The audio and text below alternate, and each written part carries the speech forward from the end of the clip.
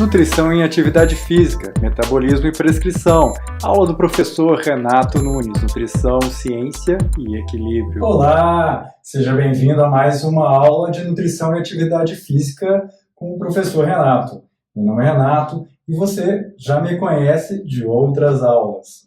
Se você quiser, você pode me seguir no YouTube, através do professor Renato M. Nunes, ou nas minhas outras redes sociais. Você pode encontrar no Instagram, nos podcasts, no Clubhouse, no Facebook e no Twitter, Renato M. Nunes JF. Vamos lá? Hoje nós vamos falar sobre metabolismo e prescrição. Essa é uma aula incrível, você precisa acompanhar para entender melhor essas questões. Então, vamos começar com os nossos objetivos. O objetivo da aula é entender o metabolismo energético e contextualizar a sua aplicação, bem como conhecer as suas práticas de prescrição de suplementos no uso da prática clínica, tá? Para indivíduos que praticam atividade física. Como sempre, o nosso esquema conceitual hoje está recheado. Primeiro, nós vamos falar da introdução de definições importantes de metabolismo. Vamos falar do gasto energético, metabolismo energético, calorimetria direta e indireta, metabolismo basal de repouso, termogênese da dieta e adaptativa, quociente respiratório, atividade física, equivalentes metabólicos, cálculo do gasto energético, fatores que influenciam esse gasto energético e o gasto energético total. A segunda parte da aula, a gente vai falar sobre prescrição e suplementação. E aí, eu leio de novo o mapa conceitual do lado de lá. Ok? Então vamos lá. O ser vivo, ele se alimenta para satisfazer as suas necessidades básicas, obter energia e substâncias essenciais. Para isso, basicamente, a gente precisa de carboidrato, lipídios e proteínas. Então, para manter o nosso corpo funcionando, a gente vai precisar dos macronutrientes. E eles vão fornecer energia para o organismo para ele se equilibrar. Mas olha só, a gente precisa falar desse gasto energético e a gente precisa de definições importantes.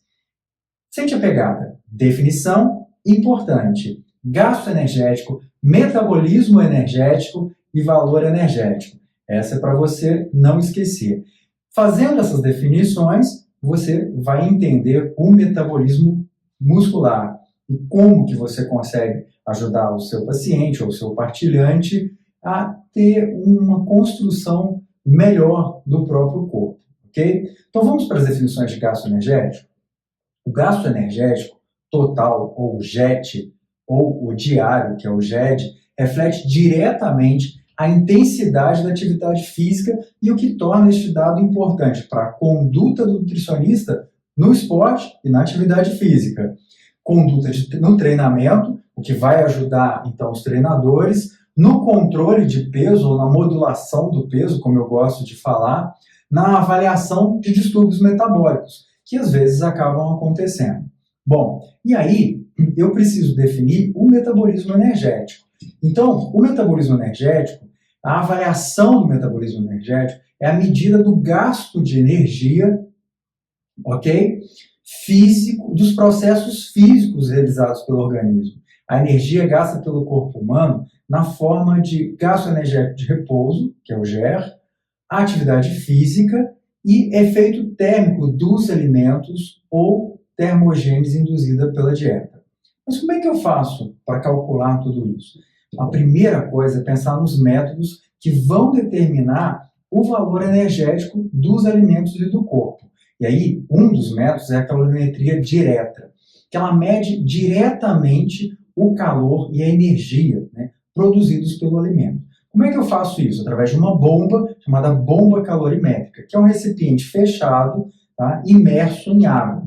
Essa amostra de alimento é colocada dentro desta bomba e é queimada a uma temperatura conhecida, no meio da água. A energia ou as calorias geradas pelo alimento vão aquecer essa água. E aí eu tenho, então, os valores de caloria.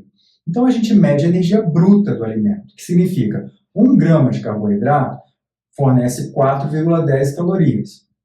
1 grama de lipídio, 9,45. 1 grama de proteína, 5,65 e 1 grama de álcool, 7,10. Renato, mas agora eu não estou entendendo.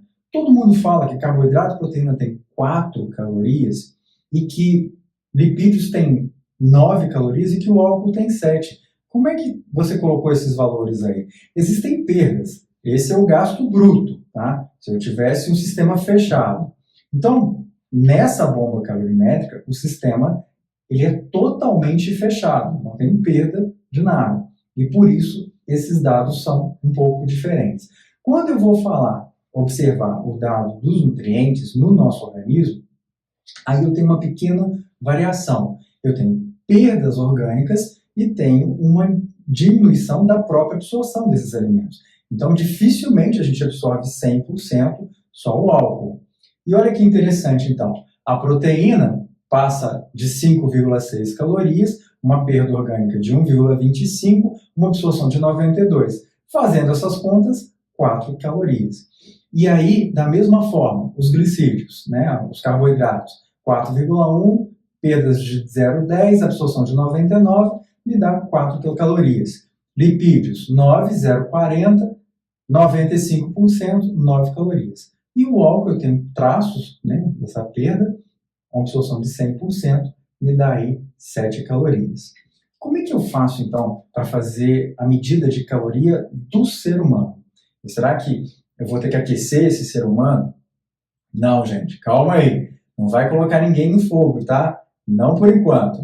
Para a gente fazer, né, o cálculo do gasto energético e das calorias que são ingeridas, o quanto que elas fornecem, a gente usa um equipamento semelhante, só que é uma sala. E nessa sala, então, a gente mede as calorias que esse indivíduo está perdendo fazendo alguma atividade. Então, essa estrutura, né, uma câmara isolada com produção de calor, que é medida diretamente pela quantidade de calor transferido pela água. Claro que essa estrutura é extremamente complexa e cara, dispendiosa. Então, só nos grandes centros de pesquisa a gente consegue fazer isso. Bom, já que a gente não consegue fazer isso em qualquer lugar, a gente vai lançar mão de um outro método, que é a calorimetria indireta, ok? Vamos tentar descobrir como é que ela funciona? Então, a calorimetria indireta, ela mede indiretamente o calor, né, a energia produzido pelo alimento, através da quantidade de O2 consumido. O equipamento é o oxicalorímetro. E o funcionamento, a gente mede a quantidade de O2 necessária para a combustão completa de uma amostra de peso conhecido. Então, nessa calorimetria indireta, eu tenho um indivíduo e aqui eu tenho uma estrutura onde eu meço o quanto de oxigênio que entra e o quanto que ele expira de CO2. A calorimetria direta, né, que a gente viu antes, ela tem uma maior acurácia, ok? De 1 a 2% de erro, né? E na indireta tem uma boa acurácia, 2 a 5% de erro. É bem tranquilo de a gente trabalhar isso. E aí a gente tem o espirômetro e o coeficiente respiratório, ok? Bom, no espirômetro e no coeficiente respiratório, a gente vai ver o coeficiente respiratório lá na frente para não embolar muito. Por enquanto a gente está vendo só os equipamentos. Uma outra forma da gente medir isso é através da água duplamente marcada. Se eu marcar o hidrogênio ou marcar o oxigênio, eu consigo rastrear isso no organismo e aí eu consigo, através da produção de calor, né, do uso das calorias, eu vou produzir CO2 e água. E aí eu consigo, medindo essa água, saber o quanto que foi produzido. Isso é mais complexo, vai lá para a avaliação nutricional que vocês já fizeram essa disciplina, ok?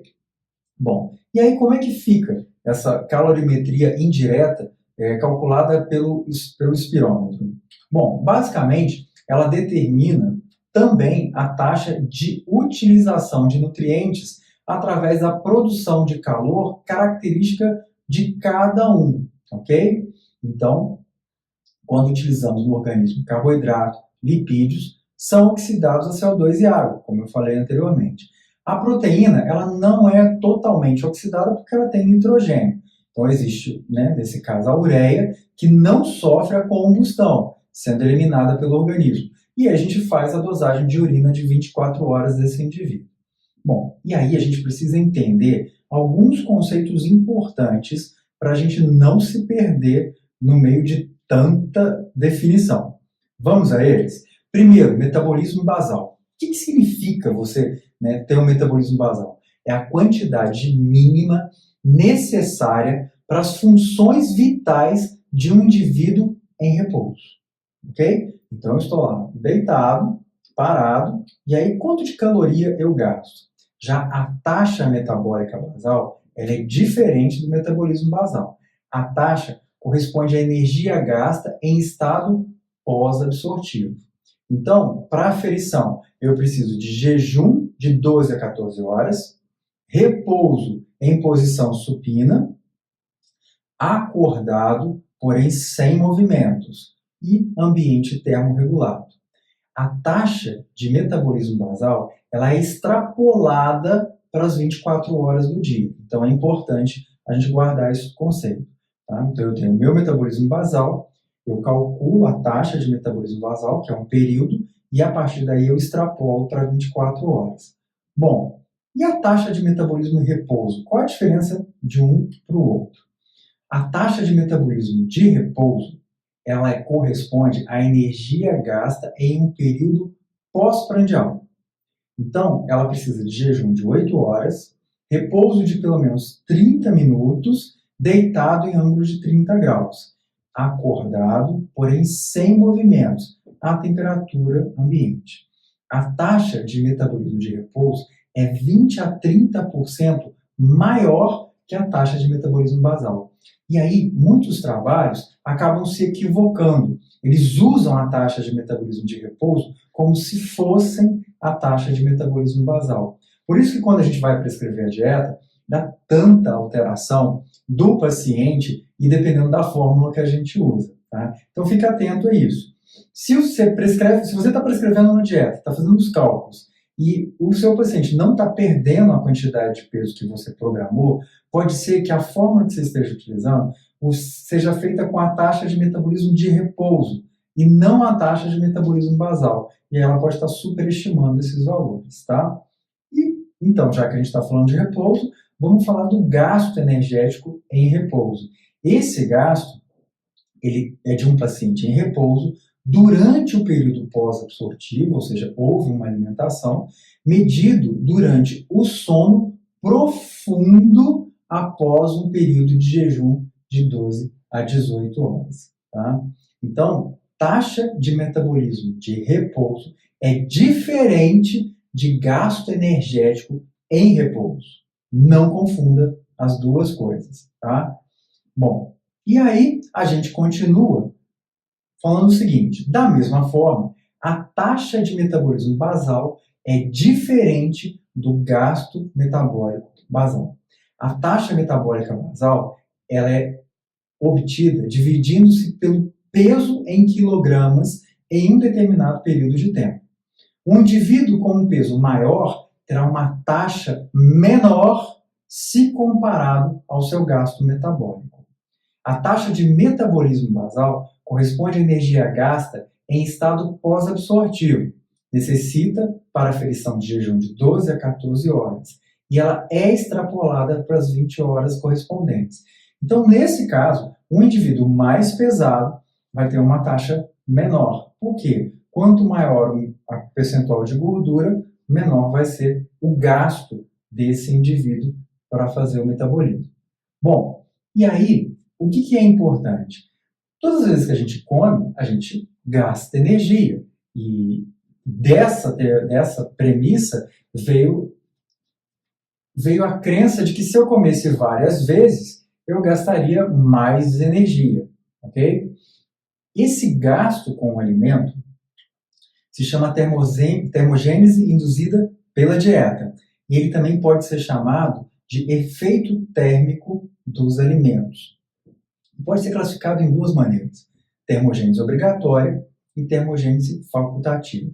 A termogênese obrigatória é a energia que eu preciso para digestão, absorção, metabolismo de nutrientes. Né? E a terminologia é ação dinâmica específica, também é utilizada. Então, a ADE, que é a ação dinâmica específica, a gente utiliza. Já a termogênese facultativa ou optativa é o aumento da taxa metabólica proveniente da queima do excesso de calorias na forma de calor decorrente de mudanças na temperatura, como o frio e o estresse emocional. Ela também é estimulada por cafeína, nicotina.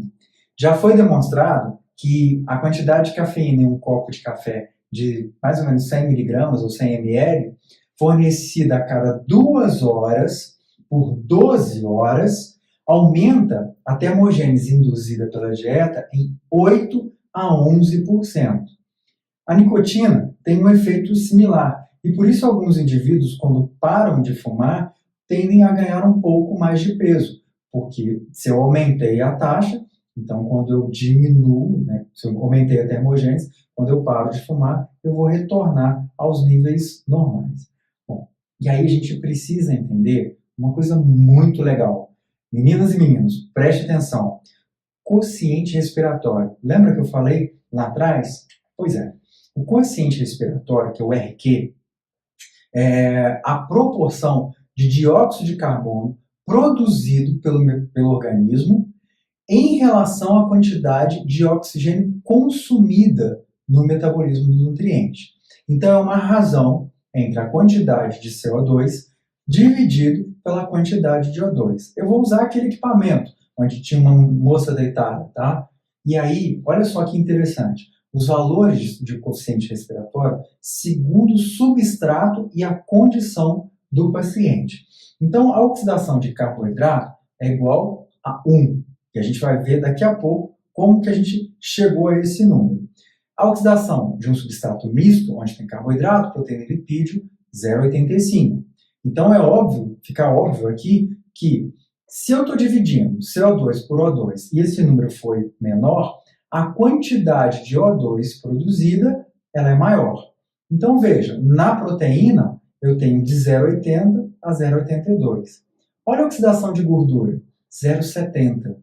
Significa que quando eu estou oxidando gordura, eu preciso de uma quantidade maior de oxigênio. Muitos alunos me perguntaram, na aula de lipídios, por que caminhar gasta mais lipídio do que correr? Porque quando você está oxidando o lipídio, você precisa de mais oxigênio. E quando você está correndo, a sua capacidade de oxigenação ela está diminuída, no sentido de que, se eu for oxidar a gordura, eu vou ter que pegar muito oxigênio. E a minha absorção de oxigênio ela se mantém mais ou menos igual. Tá? Então, por isso que quando eu estou caminhando, eu consigo oxidar mais gordura do que quando eu estou correndo. O tempo importa? Claro que importa. Se você corre 1 hora e se você caminha 1 hora, você tem uma diferença muito grande de gasto energético. Só que, veja bem, quanto tempo você consegue correr e quanto tempo você consegue caminhar? Então, se você, por exemplo, caminha 1 hora e corre 20 minutos, nesse processo, caminhando 1 hora, você gasta mais lipídio do seu organismo, você queima mais lipídio no organismo, do que você correr 20 minutos, que você vai acabar esgotando as suas reservas de glicogênio, tá bom? E se eu fizer uma hiperventilação, na condição do paciente hiperventilado, o que vai acontecer? Essa oxidação, então, vai ser maior do que 1. E numa cetoacidose, como eu vou estar queimando mais lipídio, menos 70. Lipogênese, eu aumento. Então, quando eu armazeno gordura, eu aumento esse valor, tá? Vai para até 1,20. E quando eu consumo álcool, a minha taxa de oxidação é 0,67. Ou seja, para fazer a transformação do álcool, eu vou gastar muito mais oxigênio do que quando que eu gasto com a gordura, ou que eu gasto com a proteína, ou que eu gasto com o carboidrato. Vamos entender um pouco isso? Então vamos lá. Como é que é esse conceito do consumo de oxigênio? Ao determinar o volume de oxigênio consumido, medimos indiretamente a energia produzida por essa via, tá? Que é a via aeróbica. O VO2 máximo, que é o volume de oxigênio máximo, é quando, mesmo aumentando a intensidade da atividade, não alteramos mais o volume de oxigênio. É quando a gente chega no limite, eu não consigo colocar mais oxigênio para dentro do meu corpo. E aí eu chego nesse momento ao meu potencial aeróbico máximo, é o potencial do indivíduo, e isso varia de indivíduos para indivíduos. É importante lembrar que VO2 máximo é diferente de pico de VO2, ok? E aí, como é que eu faço esse cálculo do coeficiente respiratório? Aqui tem um exemplo. A relação entre o volume de CO2 eliminado e o volume de O2 utilizado na oxidação indica o meu coeficiente respiratório. Então, o coeficiente respiratório é igual ao volume de CO2 dividido pelo volume de O2 em litros por minuto. Tranquilo? Anota isso daí. O coeficiente respiratório do carboidrato é 1, a gente viu lá na tabela, como pode ser deduzido a oxidação completa da glicose. Então eu tenho C6H12O6, que é uma molécula de glicose, mais 6 moléculas de oxigênio. Então, isso vai me dar 6 moléculas de CO2 mais 6 moléculas de água. Então eu usei 6 moléculas de O2 e produzi 6 moléculas de CO2. Por isso que quando eu coloco aqui 6 dividido por 6, esse valor é igual a 1. E aí você vai entender o que foi falado nas aulas anteriores. Quando eu oxido lipídios, eu chego a gastar 32 moléculas de oxigênio para cada molécula de ácido graxo. Por isso que o meu valor de QR ele vai ser menor, tá? Porque quando eu comparo o que eu consumi de oxigênio para o que eu produzi de CO2, a quantidade de oxigênio que eu utilizei é muito maior. Então é sempre bom lembrar que a oxidação da gordura, ela acontece no nosso organismo, mas existem também outros desvios para essa oxidação, ok? E aí, como é que fica então esse coeficiente respiratório? Então lá, o coeficiente respiratório dos lipídios é menor, então eu vou consumir muito mais oxigênio, tá? A estrutura das proteínas, ela vai ser variável. A oxidação não pode ser expressa facilmente, mas a gente coloca ali um coeficiente respiratório em torno de 0,8. E para uma dieta mista, quando eu misturo tudo isso, né, nas proporções de 50 a 60 de carboidrato, até 30 de lipídios e o que sobrar de proteína, eu vou ter um coeficiente respiratório em torno de 85. Isso é importante para pesquisas e é importante também quando você está fazendo algum estudo com o indivíduo. Tá? E aí, como que a gente percebe isso? Onde mais que eu vou gastar energia? Na atividade física. Então, é o segundo maior componente do gasto energético, de 15 a 30% das necessidades diárias de energia. Para quem faz atividade física, isso é muito importante. Compreende o gasto energético que resulta dessa atividade física como um todo. E é o componente mais variável do gasto energético, tendo em vista que a gente faz atividades diferentes, em dias diferentes e de formas diferentes. E daí vem um conceito que é muito interessante de ser utilizado, que é o conceito de método de equivalentes metabólicos, o MET. Então, o MET é uma alternativa para o cálculo de gasto energético das atividades físicas. Já que eu não tenho equipamento, já que eu não estou em laboratório, que eu não tenho como medir o gasto desse indivíduo, eu posso fazer isso por meio do MET. Então, ele é um quociente entre a taxa metabólica associada à atividade e ao gasto energético basal. Então, para se chegar ao JET, basta se somar todas as atividades realizadas pelo indivíduo ao longo de 24 horas. Dá trabalho? Um pouquinho de trabalho, tá? Vamos pensar como é que calcula esse MET, então, com um exemplo prático, tá? Então, eu tenho lá, cálculo gasto energético no exercício. Um MET equivale a 3,5 ml de oxigênio por quilograma de peso corporal por minuto. Então, eu tenho ml de oxigênio por quilo por minuto. 1 litro de oxigênio equivale a 5 calorias, ok? Então, o MET, ele é calculado em ml, só que 1 litro de oxigênio gasto me dá 5 calorias. Então, sabes que para cada litro de oxigênio consumido, equivale a um gasto de aproximadamente 5 calorias. Então, você já percebeu que a gente vai ter que fazer uma transformação, não é verdade? Se você, né, tem muita dificuldade com matemática e escolheu a nutrição porque achava que a nutrição não tinha cálculo, está na hora de você fazer parceria com alguém das áreas exatas, tá? E aí dá uma passeada para você encontrar alguém para te dar apoio nesse sentido. Vamos ver uma tabela de match? Ó, aqui eu tenho uma tabela. Tá? Então, olha que interessante. Eu tenho várias atividades aqui e a quantidade de match por minuto que essas atividades me dão. Olha lá o squash, 12. Natação livre, 8. Corrida de 8,5 km por hora, 9. Corrida de 9,7, 10. Basquete, 6. Basquete oficial, 7. Boxe, 12.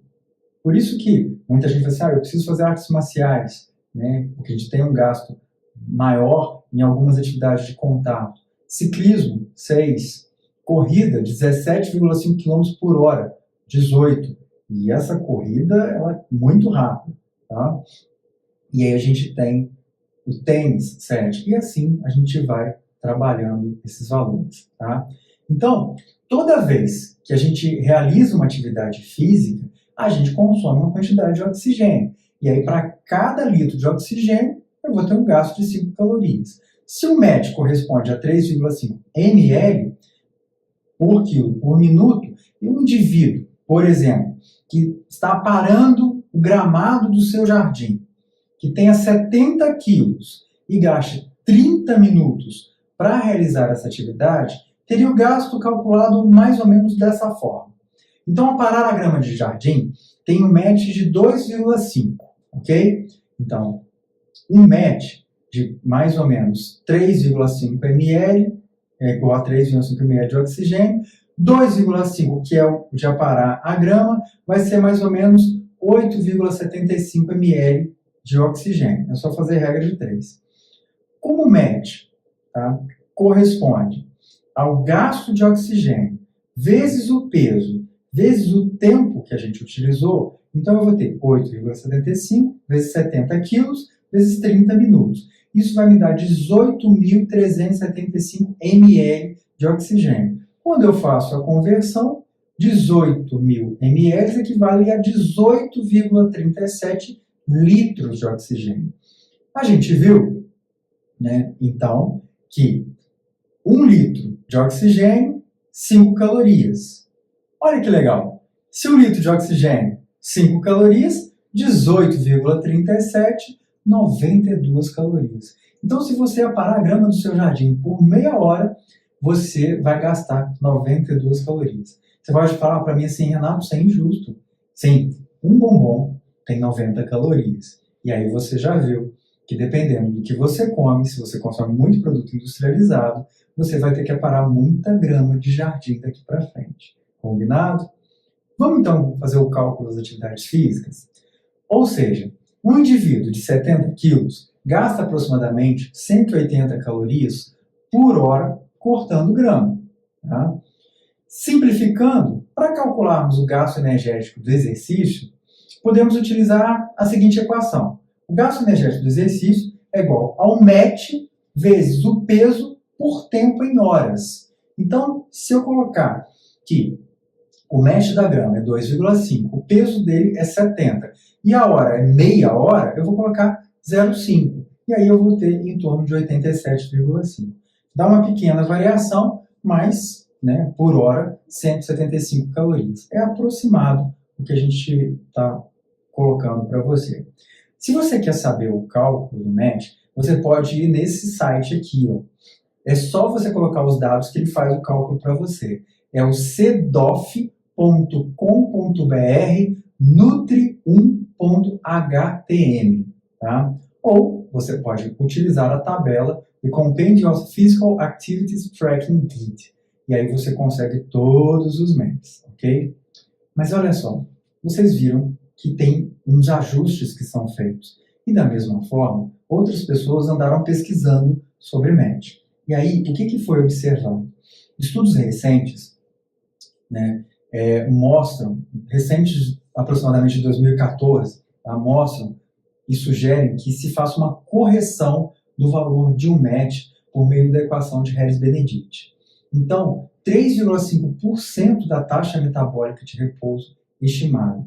Pois em vários estudos, né, realizados em populações, que são populações heterogêneas, e específicas, como idosos, obesos, cardiopatas, são mostrados valores de MET menores, entre 2,5 e 3,5 ml por quilograma por minuto.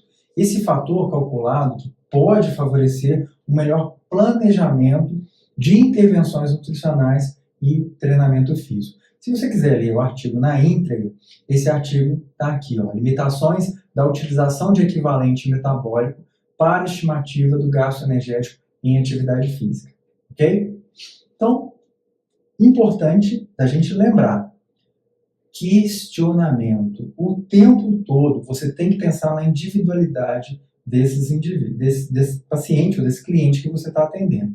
Então, perguntar para esse paciente, pedir o feedback dele, as variações intrínsecas do indivíduo, pensar nos polimorfismos genéticos, nas recomendações nutricionais que não necessariamente atingem toda a população e, principalmente, você vai tomar tudo como lei ou você vai ter um pensamento mais crítico?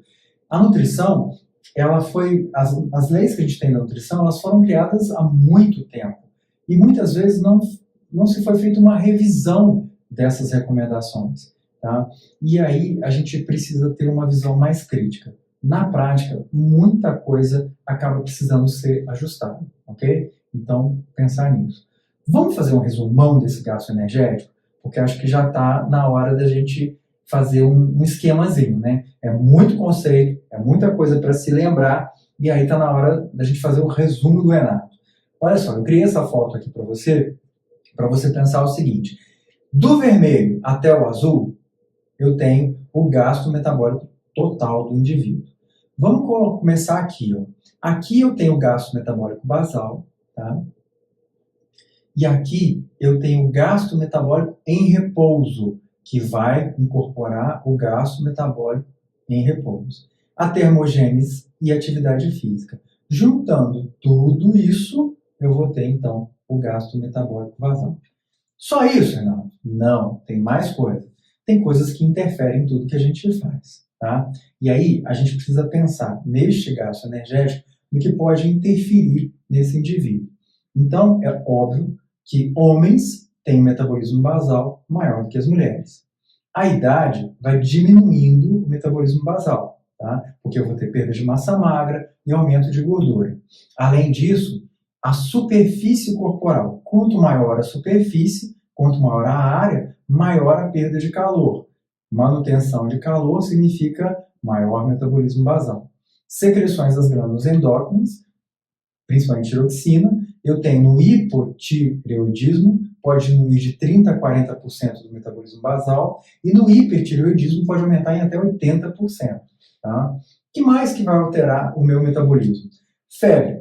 O aumento da temperatura corporal aumenta o metabolismo basal, em torno de 13% para cada grau de febre que o indivíduo tem, ou seja, para cada grau que estiver acima de 37. Clima. Pessoas que vivem em trópicos, né, em países quentes como o Brasil, têm né, um metabolismo maior do que aquelas que vivem em clima frio. Tá?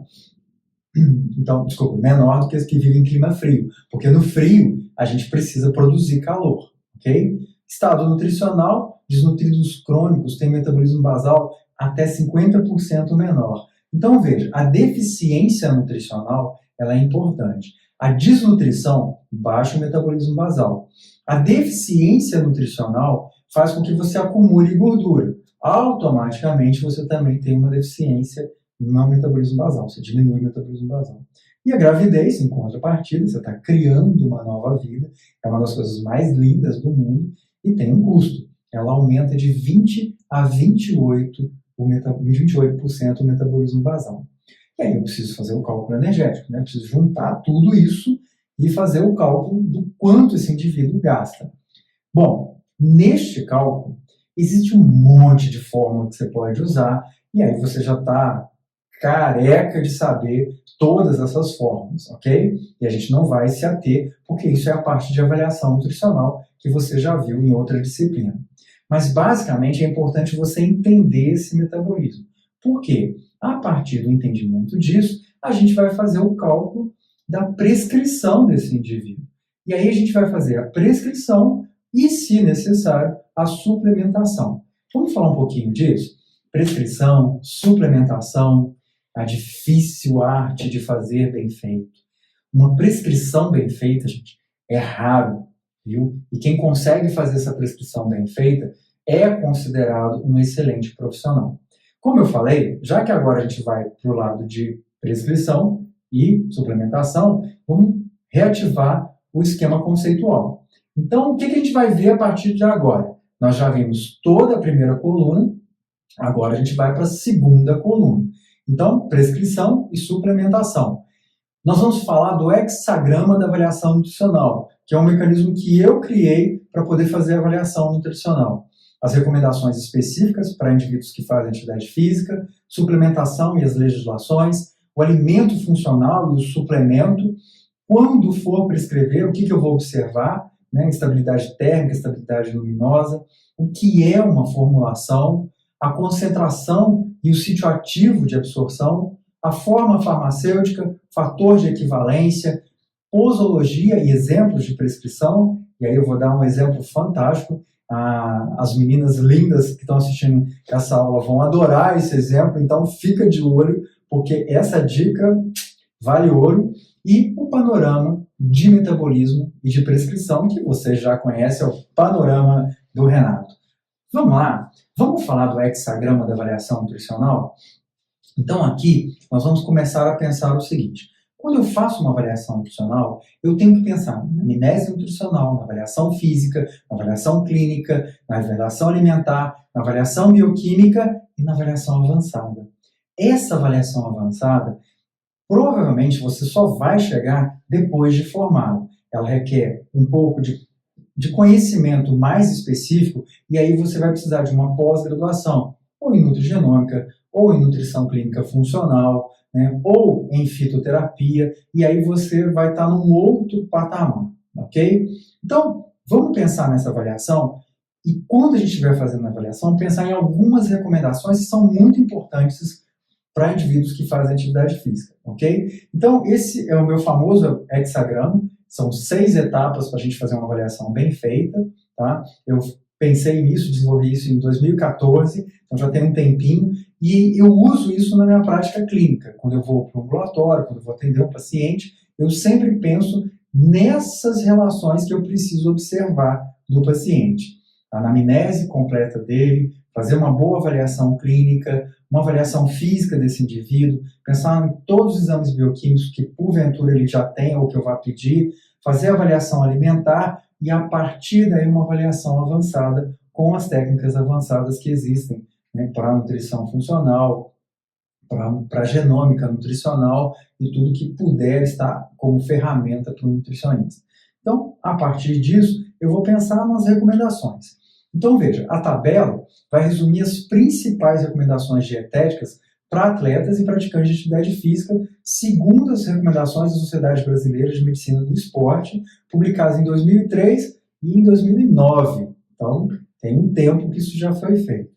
Então, taxa energética total de 37 a 41 calorias por quilograma de peso por dia, podendo chegar até 50 quilocalorias, tá? Tem um grau de evidência A, ou seja, bastante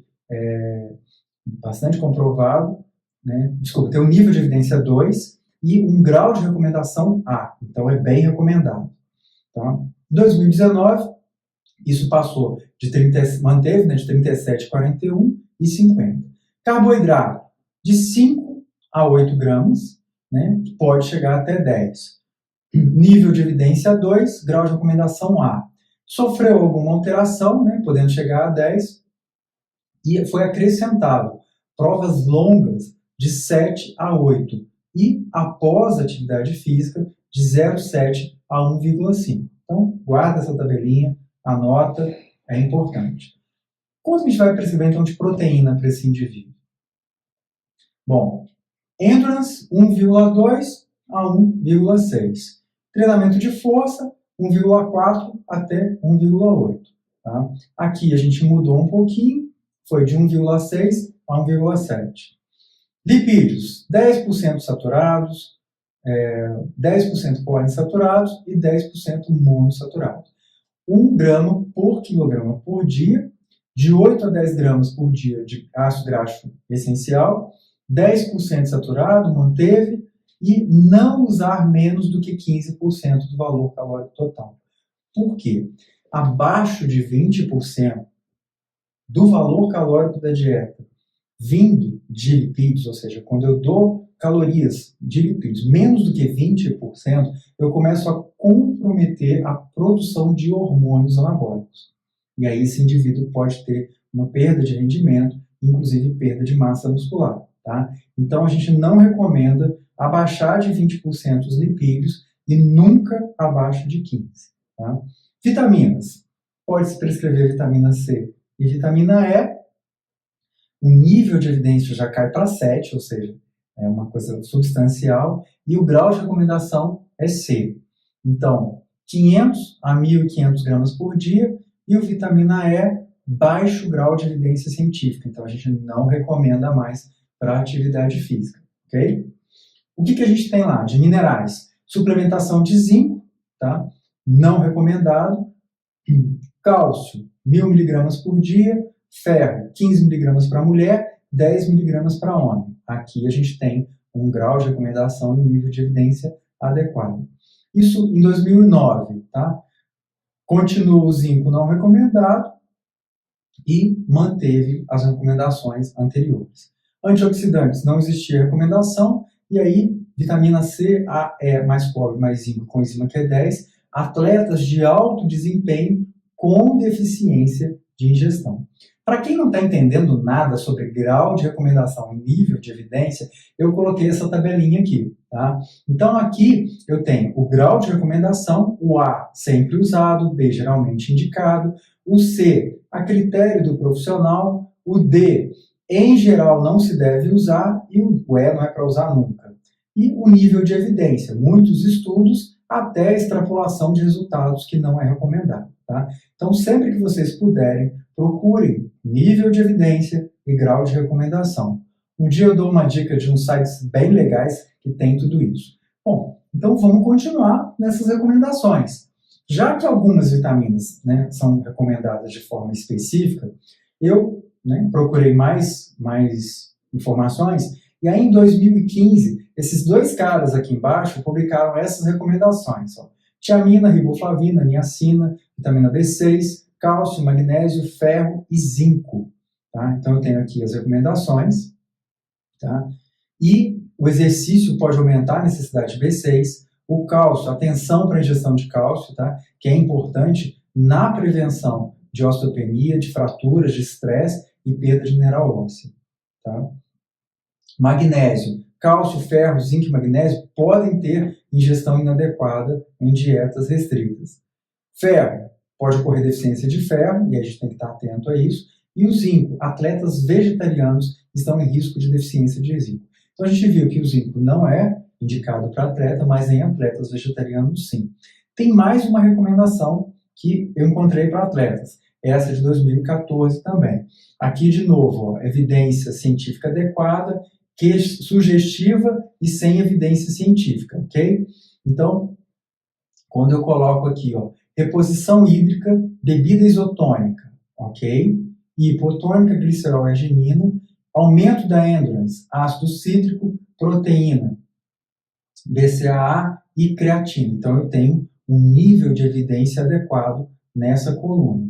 Aqui, eu vou ter uma sugestão. E aqui, sem evidência científica, ok? Então, eu vou me ater mais a esse ponto. Força muscular, beta-HMB. Você pode até usar glutamina, vitamina C e carotenoides, mas fica a critério de quem está recomendando. E prevenção de fadigas, carboidrato e ácido cítrico. Prevenção da diminuição da resposta imune, carboidrato. Então a gente sabe que em atividade física, carboidrato é sempre muito, muito importante. Vamos pensar então nas recomendações específicas para atletas. A gente continua nessa vibe, ok? Olha lá. necessidade de um atleta é diferente, tá, das recomendações de uma pessoa saudável. Então, no entanto, essa intervenção dietética que o nutricionista faz com o atleta acaba suprindo essas necessidades. Porque enquanto que o indivíduo consome de 1.800 a 2.000 calorias, um atleta chega a consumir 5, 8, 10.000 calorias. E aí, automaticamente, você está aumentando a ingestão de nutrientes. Essas recomendações servem para otimizar o rendimento, principalmente durante a competição. Então, eu vou precisar de adaptar a dieta e o treinamento, ok? Para que isso funcione direitinho. E aí, o substrato, o tipo de substrato que eu estou usando, vai ser muito importante. Então, um dos substratos mais usados para a gente ter performance é o carboidrato. E a gente não consegue fugir muito disso, tá? Recentemente, eu li um artigo, vários artigos, mas o último que eu li foi de 2021, falando da diminuição de massa magra quando você tem uma dieta low carb pesada. Tá? Então, a atividade física irá depender da intensidade do esforço, da duração, da frequência e com o que se pratica, né? O grau de treinamento, fatores ambientais, como umidade, temperatura, dieta prévia, ou seja, não adianta fazer dieta lá no dia que você vai competir, e a resposta hormonal desse indivíduo. Tá? Então, essas recomendações foram dadas por Dallo e a equipe dele em 2010. E aí a gente pensa o seguinte, fiz tudo bonitinho, prescrevi a dieta, mesmo assim eu não estou conseguindo atingir essas recomendações. Aí sim eu vou pensar numa suplementação. Então a suplementação, diferente do que é feito na prática hoje, é a última coisa que eu vou pensar. Primeiro eu prescrevo toda a dieta, eu adapto esse indivíduo à dieta. Se esse indivíduo não tem uma resposta, ou se com a dieta eu não consigo adequar as necessidades nutricionais desse indivíduo, aí eu penso na suplementação. Então, olha só que interessante. A suplementação é antiga, desde a época grega. Né? Já se suplementava fígado, alguns vegetais, né? E proteínas de uma forma geral. Então, o Egito já se fazia isso, os faraós, e aí a gente tem bastante coisa.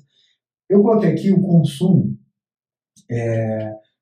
uma pesquisa mostrando esse consumo em um estudo em São Paulo. Então, a gente tem aqui, como é que fica, né, a indicação de consumo de suplementos alimentares? Olha, eu tenho os nutricionistas e os instrutores e treinadores. São quem mais prescrevem suplementos e os que não deveriam prescrever pela falta de conhecimento. Amigos e familiares, ainda abaixo dos nutricionistas, e a iniciativa própria. Então, aqui a gente tem um problema.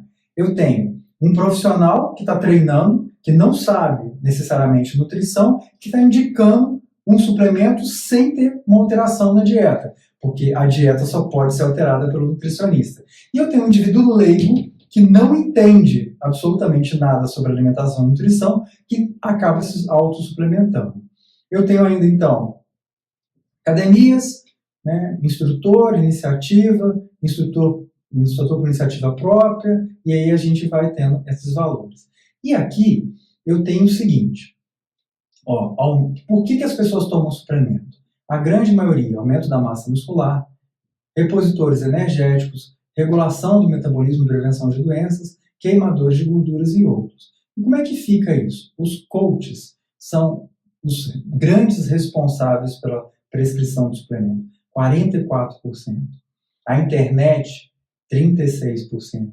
Médicos, 34%.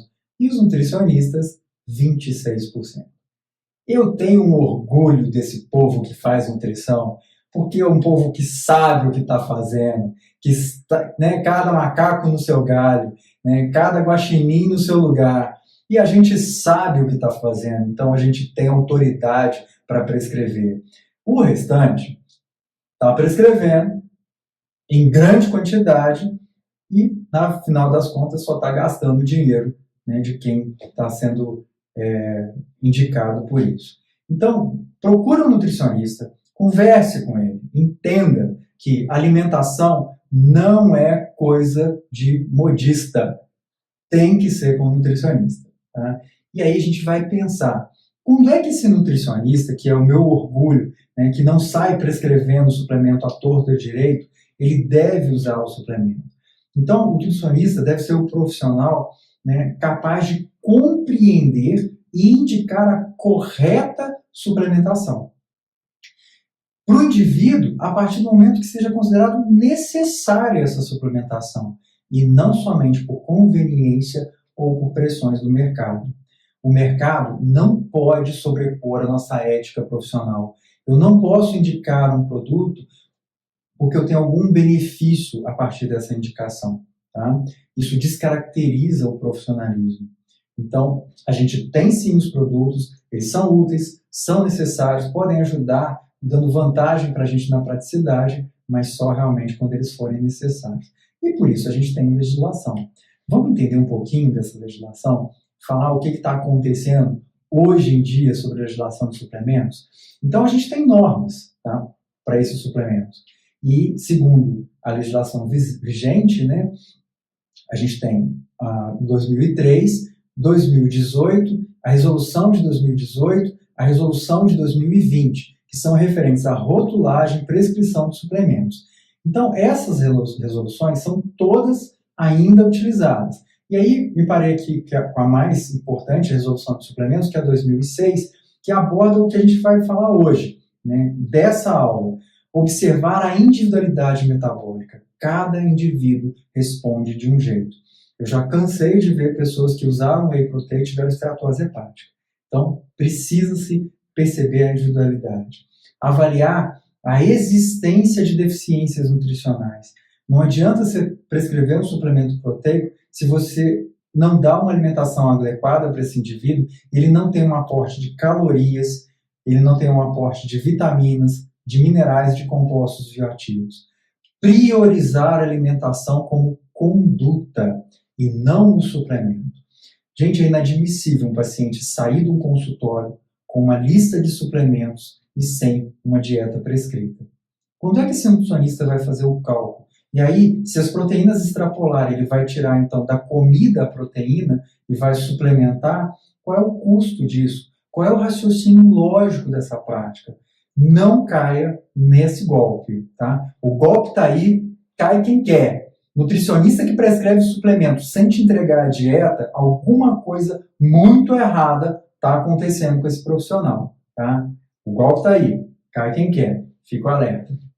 Então vamos falar dessa legislação. Essa nova legislação de suplemento, né, que foi colocada em dia 15 de julho de 2020, fresquinho, ela fala o seguinte, ó, o nutricionista prescreve nutrientes, substâncias bioativas, enzimas, probióticos, pré-bióticos, produtos apícolas como mel, próprios, geleia real. Né? Prescrição à base de vitaminas e ou minerais, aminoácidos, proteínas isoladas ou associados entre si.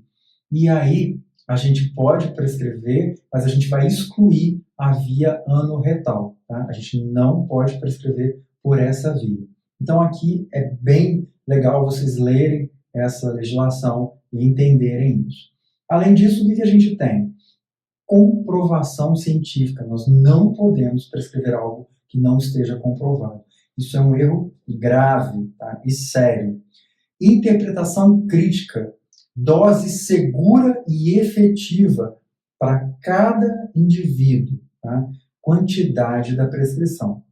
Ela é excessiva? Ela é necessária? Ela está abaixo do que eu preciso? Pensar em tudo isso.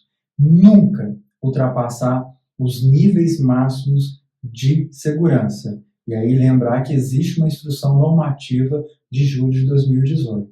Tá? Nunca ultrapassar a UL, ok? O nutricionista não pode prescrever acima da UL. E comprovação científica. Observar ensaios clínicos randomizados, revisão sistemática e observar eficácia e segurança. E aqui vai um alerta. Eu já fui em muitos congressos nessa vida e uma coisa que eu sempre observo é o fator de impacto das revistas. Muitos dos palestrantes colocam que artigo tal fala isso. Estar num artigo não significa necessariamente que isso seja verdade. É preciso observar o nível de impacto da revista onde foi publicado esse artigo. Na área de saúde, a gente recomenda que esse nível de impacto seja acima de 6. Na nutrição, as revistas de nutrição, esse fator de impacto tem que ser pelo menos acima de 3. Por que a gente fala isso? Existem revistas que a gente classifica como revistas predatórias. São revistas que você paga para o seu artigo poder ir. E muitas dessas revistas nem têm revisão de pares. Ou seja, se você pagar, você publica. Qual é o grande problema? Essas revistas disponibilizam gratuitamente os artigos. Então, quando você vai na internet procurar um artigo, normalmente você encontra um artigo gratuito de revistas predatórias. É raro se ter acesso a uma revista de qualidade com alto fator de impacto, ok? Normalmente, as pessoas que têm acesso a esses artigos são pessoas que estão nas universidades. Então, todos os alunos de universidades federais têm acesso e algumas particulares também disponibilizam isso, tá? Então, fica de olho. Basta você ir no portal da CAPES, mesmo que você não tenha acesso ao artigo, você digita o nome da revista e você vai ver o fator de impacto dessa revista. Se for abaixo de 3, meu coleguinha, minha coleguinha, pula fora. Essa informação não é uma informação de qualidade, ok? Fico alerta do Renato. E aí, o que o nutricionista pode prescrever, então, hoje, né, com todas essas legislações que saíram? Vamos lá. Vitaminas e minerais, a gente pode. Carboidratos e fibras, a gente pode. Proteínas e aminoácidos, a gente pode. Lipídios e ácidos graxos, a gente pode. Fitoterápicos e homeopatia, a gente também pode. E óleos essenciais, a gente pode também. Olha a quantidade de coisa que você pode trabalhar e a gama de informações que você precisa primeiro conhecer. Lembrando que fitoterápicos, homeopatia e óleos essenciais, somente o nutricionista com título especialista em fitoterapia, em homeopatia, pode usar a mão desses componentes, ok? Bom, a gente está falando de vários componentes, e aí, óbvio, existe uma legislação para isso. Então, a gente precisa entender o que é um alimento funcional, ok? Vamos lá. Alimento funcional para o esporte. Principais características de interesse da prática esportiva. Alimento que esteja relacionado à capacidade aeróbica, à resistência anaeróbica, à força, potência e hipertrofia, à força, poder de resistência, que se relacione à melhora do psicológico, que esteja relacionado à hidratação, à recuperação desse indivíduo, apoio em conjunto com vários fatores, à imunidade, antioxidantes e composição corporal. Eu vou lançar a mão de tudo isso. E aí, como é que eu sei o que eu posso e o que eu não posso prescrever? A Anvisa é que legisla essa parte. Então, são considerados pela Anvisa como alimentos funcionais os alimentos de origem vegetal ou animal que apresentem naturalmente em sua composição probióticos, carotenoides, fitoesteróis, flavonoides, fosfolipídios, organosulfurados e polifenóis. Além disso, eu posso também ter uma gama de probióticos que vão equilibrar a minha microbiota. Tá? A lista de alegação da Anvisa é de 2009. Então, hoje em dia, nós temos outras comprovações, ok? Então, eu tenho desde os lactobacilos, aí eu tenho acidófilos, casei Chiroda, casei rhamnosus, casei defensis, o paracasei e o lactobacillus lactis, as bifidobactérias, tá? Então, eu vou ter todas as bifidobactérias aqui. Então, isso está comprovado, ok? A Anvisa diz que está comprovado. Depois de 2009, já se passaram muito tempo, existem outros que a gente acaba utilizando, como adolescentes, né, e outros lactobacilos, beleza? Então, outras coisas que têm alegação da Anvisa, ômega 3, tá? Que vão estar relacionados a níveis de triglicerídeos, carotenoides, entre eles licopeno, luteína, zeoxantina, que vai funcionar como antioxidante, as fibras alimentares ou fibras da dieta, que a gente já, né, fez uma aula lá em Nutrição e Metabolismo. Se você quiser entender mais sobre fibra, é só você pegar a aula de metabolismo, e aí a gente vai ter destrina, resistente, lactulose, polidestrose, comaguá, beta-glucana, psyllium, quitosana, inulina, tá? Então é um monte de fibra. Os fitoesteróis, que são derivados de colesterol, os polióis, como manitol, xilitol, isorbitol, tá? E proteínas da soja. E aí a soja tem uma interrogação. Atualmente, o uso da soja ele é bastante controverso. A soja só pode ser usada, o alimento soja só pode ser usado como na forma fermentada. Fora isso, se você consome soja, a soja possui carboidratos que causam uma inflamação grande no intestino e acabam danificando as microvelocidades, favorecendo a desbiose. Por que eu sei disso? Porque o meu doutorado foi em soja. Eu queria usar a soja e o milho, eram plantas modificadas, eram melhoradas para terem maior quantidade de proteína, e aí eu queria utilizar isso para fazer um fubá enriquecido com soja para diminuir a desnutrição proteica. E aí pensando principalmente em África e locais do país, no Brasil, onde a gente tem uma deficiência nutricional muito grande. Quando eu fui testar isso em laboratório, os meus ratinhos perderam pelo, não ganharam peso e alguns morreram. E aí a gente foi para a Espanha para tentar entender o que estava acontecendo. E lá na Espanha a gente acabou entendendo que esses carboidratos presentes na soja, eles acabam danificando o intestino. Mas por que o japonês, os asiáticos, eles comem soja e não acontece isso? Eles fermentam a soja. Então o tofu, o miso, vai usar o processo de fermentação e esses carboidratos vão ser então degradados na fermentação. Ok? Bom, então tudo isso a gente pode. Tem alguma coisa que a gente não pode prescrever, além de medicamento, que o nutricionista não pode prescrever? Bom, tem sim. Aqui, a gente não pode. Uso tópico, tá? Não posso prescrever nada para passar na pele. Inalável, que vai pelo nariz. Injetável. Hormônios, fármacos e fitoterápicos de uso médico. Plantas medicinais, extratos fitoterápicos e tinturas e especialistas em fitoterapia. Okay? Você não pode formar e sair prescrevendo fitoterápico. Okay? Essa semana saiu um artigo falando exatamente sobre isso, sobre esteatose hepática com o uso de Camellia sinensis. Tá? Então, fique alerta. Quais os fitoterápicos que eu não posso prescrever e por quê? Desculpa. São os que estão relacionados ao sistema neurológico e que podem ter alguma relação com disfunção hormonal. Tá? Então, entre eles, eu tenho a uvalcina, a semicifuga, a equinácea, a ginkgo biloba, o hipérico, o cava-cava, o sal-palmeto, o tanaceto e a valeriana, que é muito comum. Tá? Então, eu não posso prescrever fitoterápicos em cápsulas desses componentes, ok? O que a gente pode, então? A gente pode muito, e é muito legal que a gente não possa trabalhar com medicamento, porque o grande medicamento é o alimento.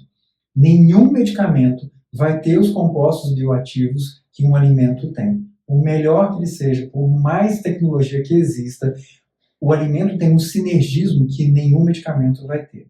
Então, eu posso, segundo a legislação nova, que saiu em 2021, tá? Eu tenho Ayurveda, medicina antroposófica e antroposofia aplicada à saúde, medicina tradicional chinesa. Além disso, tá?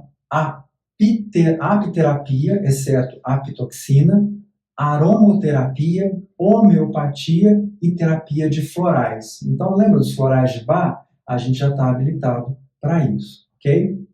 E aí, dentro desse contexto, óbvio, tem todos os fitoterápicos, exceto aqueles que eu comentei, a gente precisa entender que os nutricionistas que não possuem título de especialistas não podem prescrever, tá? Aí a gente pode fazer, então, maceração, infusão e decocção. Se você não tem um título de especialista em fitoterapia, é o que você pode fazer. Basicamente, são chás. Tá? Aos nutricionistas especialistas, recomenda-se a formulação de fitoterápicos que ela seja exclusiva e não se combine com vitaminas e minerais, para evitar algumas reações que podem ocorrer. Então, usar uma fórmula exclusiva, tá? E não uma fórmula combinada. Não, mas se eu tiver que prescrever magnésio, eu não posso prescrever na cápsula de fitoterápico? Não, você prescreve separado, ok? E aí a gente precisa entender essa visão do mundo. Como é que é isso? Vários países tem comitês para organizar o que pode e o que não pode. Então a gente tem o COE, a gente tem as DRIs, tem a Sociedade Brasileira de Medicina do Esporte, tem a Anvisa, tá? E um monte de legislações que alegam isso. Até onde eu posso ir com essa prescrição? E isso é muito importante. Na resolução de 2018 da Anvisa, a gente teve uma alteração, né? Então aqui a gente tem a UERI, né, que é a dose máxima, a Anvisa de 1998 e a Anvisa de julho de 1998, tá? De janeiro e julho, ok? Julho de 2000, desculpa. Isso, de 98 mesmo. Então, o que eu tenho? Aqui, ó, eu tenho, então, as recomendações, tá? De 1 miligrama passou para 600 microgramas e assim foram alterados. Tá? Isso em relação às vitaminas. Os minerais também tiveram alterações, tá? E aqui a gente tem essas alterações para vocês olharem depois. E aí eu preciso entender que eu não posso ultrapassar as recomendações da Anvisa. Tá? E eu vou mostrar para vocês uma outra tabela, tá? De 2018, que coloca as recomendações mais atuais. Mas antes de mostrar essas tabelas, eu vou falar da relação de absorver e de metabolizar. Porque muita gente acha que é só dar o nutriente e aí está tudo certo. Na verdade, não. Eu tenho uma relação de bioatividade, de biodisponibilidade e de bioacessibilidade. Então, a bioatividade são os efeitos benéficos ou adversos de um componente químico, ok? Então, essa é a minha bioatividade. Tudo isso vai variar de indivíduo para indivíduo, ok? A bioacessibilidade é a fração do nutriente que é liberado de sua matriz lá no intestino, no trato gastrointestinal, tornando-se disponível para efetiva absorção. Então, eu tenho um componente. Se ele não estiver disponível, não adianta. Então, ele tem que estar bioacessível. E aí, eu tenho a biodisponibilidade, que é o valor nutricional em relação aos componentes essenciais e tóxicos que são efetivamente absorvidos pelo organismo. Então, eu tenho a planta, ou o componente, ele vai liberar isso no meu intestino e eu vou absorver. O que ele tem é a bioatividade, o que ele libera é a bioacessibilidade. O que eu consigo disponibilizar para o uso do meu organismo é a biodisponibilidade. E aí, quais os fatores que alteram essa biodisponibilidade? Eu consumi algo, e isso efetivamente vai ser usado pelo meu organismo? Um exemplo clássico é a glutamina, tá? Que as pessoas usam e 90% dela é consumida pelos enterócitos. Então, ela não vai estar biodisponível para o músculo, por exemplo. Tá?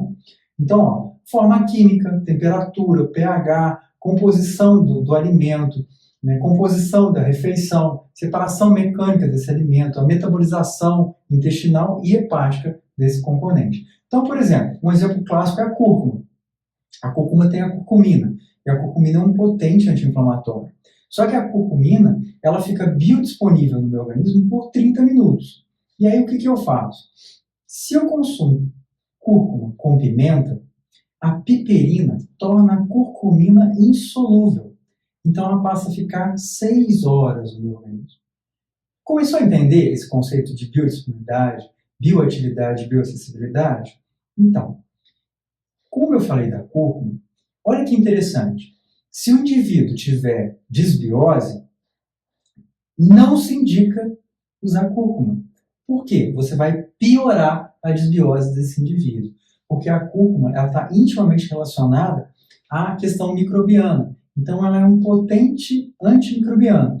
Se você tem poucas bactérias boas, ela vai acabar diminuindo ainda mais a população dessas bactérias boas. Para a gente entender esse processo inflamatório, que é muito complexo, nada melhor do que uma imagem, que vale mais do que qualquer coisa. Então, olha que interessante. Eu preciso me certificar que o meu microbioma intestinal está bom. Então, aqui eu tenho as bactérias e aqui eu tenho uma ruptura desse muco. Tá? E aí, veja que eu tenho células que estão identificando isso. Essa célula identificou a entrada dessas bactérias e aí ela foi lá avisar o macrófago. Olha só, está acontecendo uma coisa muito ruim aqui. Eu tenho bactérias invadindo, né, um espaço que não é delas. O que vai acontecer? Olha que legal. Eu tenho, então, uma célula que vai ali, vai observar o que está acontecendo, vai começar a produzir um monte de fatores, tá? E aí ela está liberando fatores anti-inflamatórios, tá? Esses fatores anti-inflamatórios, então, interleucinas 1, 6, 1, 12, tá? Vão ser produzidos e, a partir disso, eu vou ter, então, uma outra célula, que nem o fator de necrose tumoral, o interferon gama, vou começar a utilizar tudo isso e vou vir com uma célula para poder resolver o problema, que é o neutrófilo. Então, o neutrófilo chega e destrói esse processo. Tá? Ele começa a consumir essas bactérias e eliminar essas bactérias. A partir desse momento, então, eu começo a restaurar a qualidade do meu intestino, e aí eu retorno com a produção de muco e impeço que isso aconteça. Então, a esse processo é o que a gente diz de intestino friado, quando as minhas microvilosidades começam a ser permeáveis. Então, eu tenho ali o leaky gut, ou seja, a ligação entre essas células ela está alterada. Depois que tudo se recupera, eu tenho a proliferação, né, desse intestino e ele volta a ser bonitinho, normalzinho, com o muco lá em cima e impede a bactéria de chegar. Então, algumas observações são importantes na hora de prescrever. Eu não posso simplesmente sair prescrevendo sem entender o que eu estou fazendo. E aí, para que eu possa entender mais isso, eu tenho que pensar na temperatura, pensar na estabilidade térmica. Será que esse produto que eu estou prescrevendo ele é resistente ao calor? Será que ele aguenta altas temperaturas? Então, a termoestabilidade. Então, por exemplo, a epigalocatequina galato é instável acima de 50 graus. Substâncias ativas termosensíveis. Citrus aurantum, indol 3-carbinol, DHA vegetal, resveratrol, aloe vera, vitamina C e B6, ácido fólico e vitamina A. Tudo isso não pode ficar, por exemplo, na sua bolsa dentro do seu carro.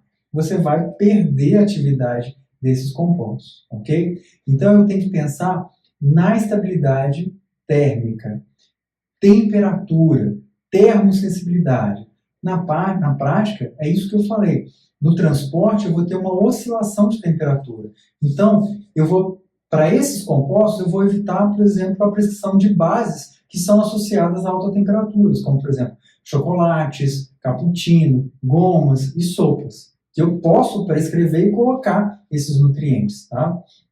Eu tenho que pensar também na estabilidade luminosa. Uma certa vez, eu pedi a uma farmácia de manipulação que fizesse vitamina D para mim. E aí era uma quantidade para 90 dias. A farmácia, eu pedi, eu quero cápsulas opacas, né? A farmácia me mandou com cápsulas transparentes. Imediatamente eu liguei para a farmácia e falei assim, olha, vocês podem recolher, porque não foi isso que eu pedi. Ah, mas é da nossa prática fazer assim. Falei, então vocês recolham e me devolvam o valor. E aí eles me recolheram, mas eles resolveram me dar uma outra cápsula, né, um outro produto com as cápsulas que eu pedi. Eu ia usar essa vitamina D por 90 dias, numa embalagem que era transparente, que a cápsula era transparente. Ela ia simplesmente se oxidar. Além disso, para piorar, eu ainda tinha vitamina E, para diminuir a oxidação. E essa vitamina E não ia ter efeito nenhum mais, porque a própria vitamina E, em presença de luz, iria se oxidar. Tá? Então a gente tem que ficar muito atento a isso. Então a estabilidade térmica e a estabilidade luminosa, que é muito importante. Na estabilidade luminosa, eu vou ter então fotossensibilidade, vitamina C, vitamina B1, B2, vitamina D, vitamina K, vitamina A, piridoxalfosfato, que é a B6. Então instruir sobre transporte, usar revestimento, cápsulas opacas, tudo isso é importante para você prescrever, ok? Bom, e aí pensar no sítio ativo de absorção, na concorrência desses nutrientes. Então a disputa entre o sítio ativo de absorção. Tá? Então, por exemplo, zinco e ferro em conjunto diminui a absorção de ambos. Então eu não vou suplementar zinco e ferro junto, a não ser que eu tenha uma proporção adequada. E essa proporção é de 2 a 3 para 1. Então, 2 a 3 para 1 de ferro para a quantidade de zinco. Tá? Então, eu prescrevo 3 de ferro e 1 de zinco. Eu vou ter ainda alimentos que chegam a 25 para 1, devido a todas as interações do próprio alimento. A natureza é sempre mais sábia do que a gente. Eu tenho ainda concorrência de zinco e cobre. Então, o cobre vai ter absorvido, vai ser absorvido ativo pelas metallotioneinas, né, evitando o acúmulo, pois ele vai sequestrar o cobre, e o zinco em grandes quantidades quela o cobre. E isso é uma prática que a gente usa quando, por exemplo, eu tenho mulheres que estão intoxicadas com o cobre, principalmente por uso de DIU, que pode ser de cobre, eu acabo usando o zinco. Então eu tenho ainda interação de zinco com cádmio, selênio e mercúrio, vitamina C e cobre, cálcio mais fitato e zinco, tá? E aí eu vou ter que, nesse caso dos fitatos, realizar o removo. Uma coisa importante no mercúrio é que muitas pessoas que têm obturação têm obturação de amálgama, que é uma obturação antiga, que era prateada. Essa obturação, a base dela é de mercúrio. E estudos mostram que esse mercúrio vai sendo liberado, né, e com o tempo isso pode causar intoxicação por mercúrio. Então a recomendação é retirar as amálgamas.